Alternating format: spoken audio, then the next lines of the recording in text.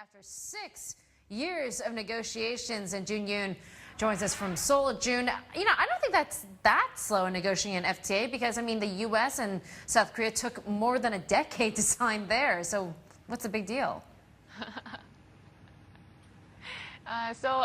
This deal is, I guess, a very beneficiary deal for New Zealand. New Zealand has signed a free trade agreement with Korea.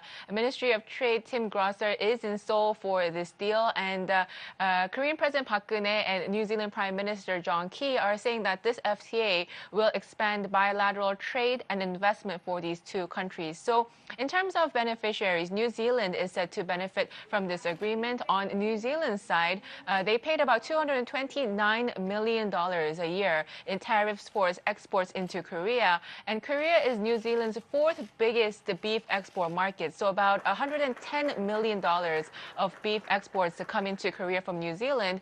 So this FTA is expected to cut tariffs by $65 million in the first year after it goes into effect. And by sector, again, the beef and the dairy industries will be the biggest beneficiaries. But one part that will not change is powdered milk.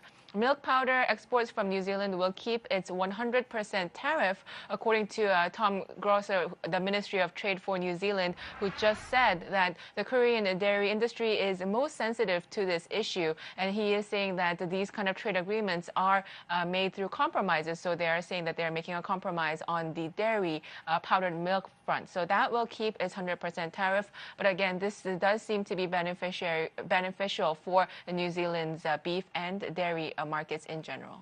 Susan, back to you. Okay, so not the biggest of trade deals, but it goes with this theme of stripping down borders. So we have open trade across the Asia Pacific, which some say is very healthy for the region.